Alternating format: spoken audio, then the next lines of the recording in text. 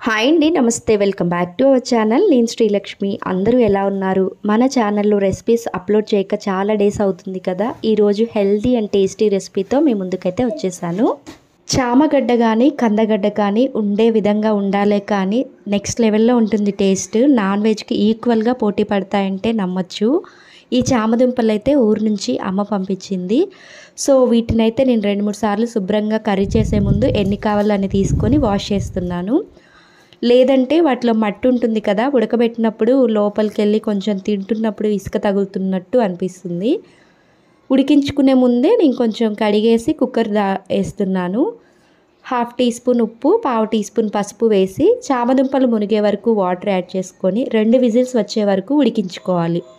మీరు నార్మల్గా గిన్నెలో అయినా ఉడికించుకోవచ్చు, లేదంటే స్టీమ్ కూడా చేసుకోవచ్చు. ఇలా అయితే ప్రాసెస్ ఫాస్ట్గా అవుతుందని ఇలా చేస్తున్నాను. మీ విష్ ఎలా అయినా ఉడికించుకోవాలి. 2 విజిల్స్ తర్వాత అయితే దుంపలు చక్కగా ఉడికిపోయాయి. ఇప్పుడు మనం పైన పొట్టు తీసుకోవడానికి చాలా ఈజీగా ఉంటుందన్నమాట. సో పొట్టు అయితే నేను వేడిగా ఉన్నప్పుడు తీయట్లేదు. చిల్లుల గిన్నెలో వేసేసి వాటర్ అంతా డ్రైన్ చేస్తున్నాను. చల్లగైన తర్వాత పొట్టు తీసేద్దామనేసి పక్కన ఉంచేస్తున్నాను. చామదుంపలు రుచికే కాదండి, హెల్త్కి కూడా చాలా మంచిది. వెయిట్ లాస్ కోసం ఎవరైనా ట్రై చేస్తుంటే చామదుంపల కూర అప్పుడప్పుడు తింటూ ఉండండి. అలానే వీటితో కొన్ని రెసిపీస్ కూడా ఇంకా ట్రై చేయొచ్చు. అండ్ వీటిలో విటమిన్ ఈ, మెగ్నీషియం కూడా పుష్కలంగా ఉంటుంది.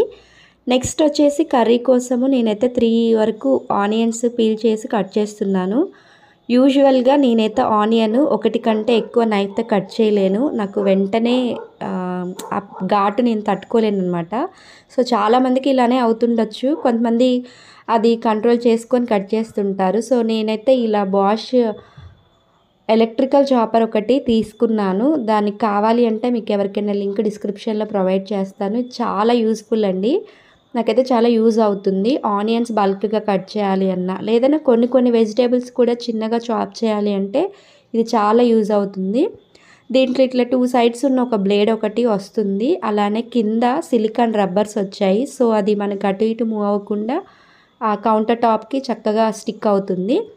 పైన ఇలా ఒక క్యాప్ లాగా వచ్చింది. దానికి ఎలక్ట్రికల్ మనకి ప్లగ్ పాయింట్తో వచ్చిన ఒక గన్ లాగా ఉందన్నమాట. సో దాన్ని కనెక్ట్ చేసుకొని ఆనియన్స్ కూడా ఏ వెజిటేబుల్ వేసినా కూడా మరీ కొంచెం చిన్న ముక్కలుగా కట్ చేసి వేయవసరం లేదు. ఇట్లా ఆనియన్ హాఫ్ వరకు స్లైస్ చేసుకొని వేసేస్తే ఒక్క ప్రెస్ చేస్తే చాలండి. ఒక్క ప్రెషర్కి ఎంత బాగా అవుతాయో. నేను ఇదే దాంట్లో ఆనియన్స్తో పాటు 1/2 ఇంచ్ అల్లము, 4-5 వెల్లుల్లి రెబ్బలు కూడా వేసి ఈ ఎలక్ట్రికల్ చాపర్ అయితే ఉంది నా దగ్గర. మీకు ఎవరికైనా కావాలంటే దీని రివ్యూ చెప్తున్నాను, లేదు అంటే ఇది స్కిప్ చేసి వీడియో వేరే చూడండి.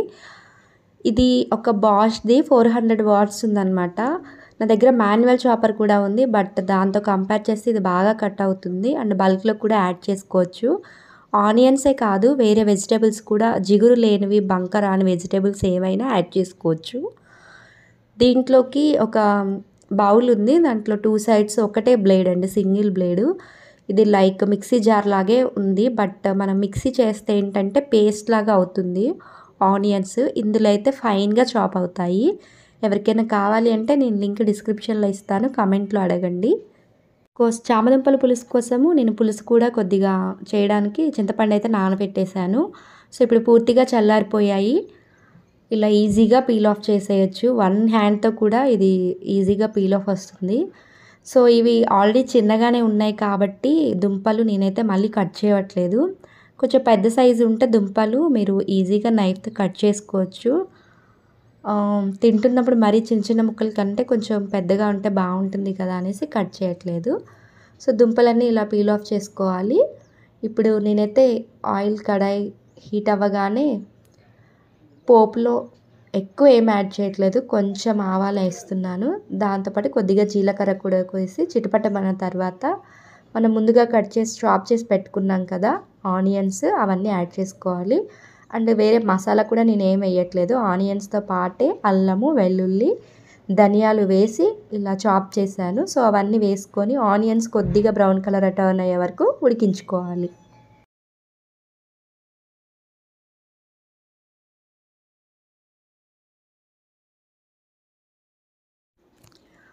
ఇలా మగ్గుతున్నప్పుడే మనం చింతపండు గుజ్జుని చిక్కగా తీసి పక్కన పెట్టేసుకోవాలి. ఆనియన్స్ కొద్దిగా కలర్ టర్న్ అయ్యే వరకు ఖచ్చితంగా ఉడికించాలండి. లేదంటే పులుసు వేశాక ఉల్లిపాయలు మనకి ఆయిల్లో మగ్గడానికి ఇంకా ఛాన్స్ ఉండదు.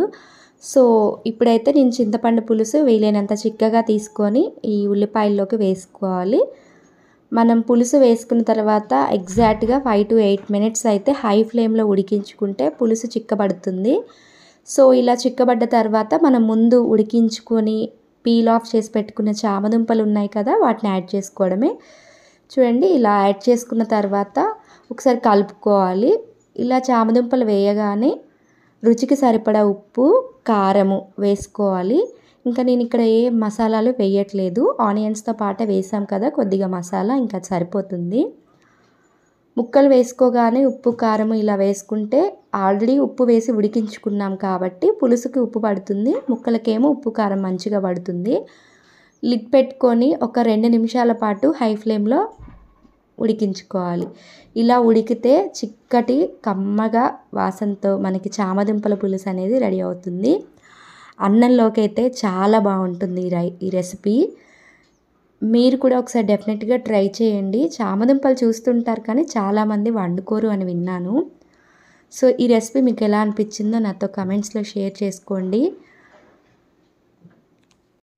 ఇలాంటి మరికొన్ని హోమ్ కుకింగ్ వీడియోస్ కావాలంటే మన ఛానల్లో ఉన్నాయి. మీకు ఇంట్రెస్ట్ ఉంటే ఒకసారి వెళ్ళి చెక్అవుట్ చేయండి. మీలో ఎవరైనా మన ఛానల్ ఫస్ట్ టైం చూస్తున్నట్లయితే please do subscribe. And video ఎలా అనిపించిందో కమెంట్ చేయండి. రెసిపీ మీకు యూజ్ అవుతుంది అనిపిస్తే మీకు తెలిసిన వాళ్ళకి షేర్ చేసుకోవాలని అనుకుంటున్నాను. Thank you for watching.